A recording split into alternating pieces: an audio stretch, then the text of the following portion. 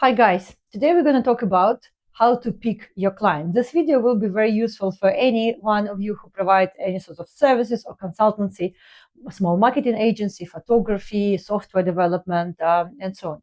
But wait, what am I saying? Picking up the client, not winning the client, not going for client, not advertisement to the client, but how to actually pick the client, what is the best client, what is a good client for you. Yes, exactly. You heard me exactly right. Picking up the client meaning picking up your way of living, your style of living, your style of working. Whoever you work with will change everything. And when we run our own business or when we are freelancers, we actually have this power over choosing which companies we are working with, who are we serving, who is going to be on the other side of receiving line. And I would say if the partnership doesn't feel like partnership, but feels like you're providing service for someone, that might not be right for you. The ideal situation when you deliver the application, when you provide marketing support, when you build design for any kind of brand, should feel like a proper partnership. You should feel respected by your client.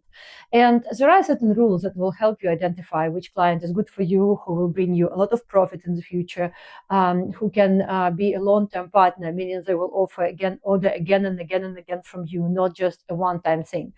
People who will respect your time, who will save you energy, who will contribute to your creativity going above and beyond. And there are, unfortunately, a lot of clients who will not do any of that, but drain your energy, delay their payments, and become, I'm sorry, pain in longer down the line. So be very mindful over who you decide to work with, and I can recommend the steps and the parameters by which you can understand which client is good and who is potentially just not for you. Yeah, let's give them the opportunity to be to be good as well, just somewhere else. So first of all, a good client is the one who respects your time, who make decisions relatively fast. Time is money. When someone is blanking on the decision and giving you weeks and weeks and months of procrastination while deciding whether they want to work with you or not, they're wasting both your time and their time. Every month when we don't decide who are we going with is delaying the result, is delaying the product being created, which means for your client, they probably do not respect their time as much. And as a result, they will never respect your time. For example, if you're running a company of software developers, software engineers, AI engineers, you're obviously paying them salary while your client is thinking for a week, for the second week, promising you to come back to you every Monday. That's a big fat red flag. And from my experience, never down the line is going to change. Yeah, the way your relationship is starting is basically signaling you how it's going to be in the future. So appreciate people who make the decision fast, who ask direct questions. If they have any reservations, they are open and straightforward about it, and they can share and explain why and what else do they need from you to decide why they feel they might be not supported in full, or what questions do they have about your reference checks, for example, or conditions at which you work, or further prices down the line. That's all fair. Yeah, we all take our time to clarify those questions, and a thoughtful decision making is very important. However, if the delay just happened unreasonably and with no straightforward, no reason behind it, that's a big red flag to pay attention to and to ask yourself if that's a good company or a person to work with in the future. Thing number two, which is extremely important as well, is whether they know what they want. Setting up a very straightforward KPIs, expectations, timelines is very important for freelance or for consultant work. It doesn't matter if you're doing marketing or you're doing sales or you're providing software support, or, for example, you are doing the design. The opportunity to clearly set up expectations and explain what do they find pretty, what do they find ugly, what parameters they will be judging you by is extremely important. And if those parameters are not set up correctly, you will end up redoing your work one, twice, third, and it's just going to eat up to the profit. If people tend to change their mind throughout the development, that's also a red flag. Sometimes those things happen, especially in my line of work in software development. You might test some features and realize that market doesn't need them that much.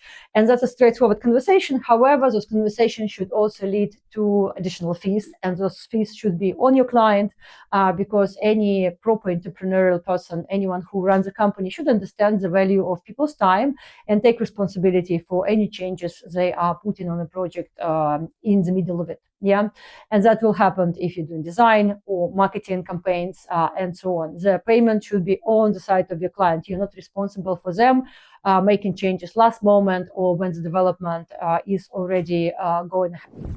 I would put, say hi to my cat. I will put as one of the very important part is how responsive people are. How fast do they give you feedback?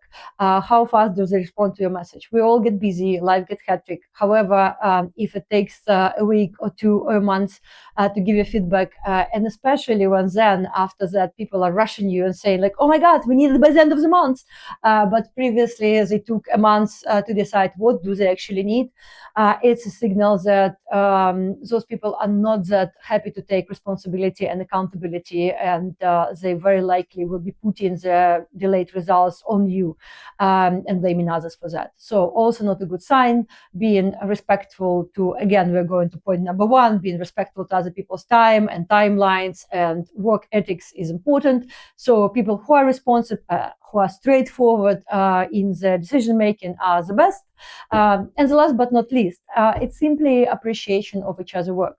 When you feel that you're giving someone advice, you're helping them to set up a product task, you're helping them to design their product, and they're inspired by your work, and together you create a massive amount of positive energy and you are happy with your work, that's a very good sign.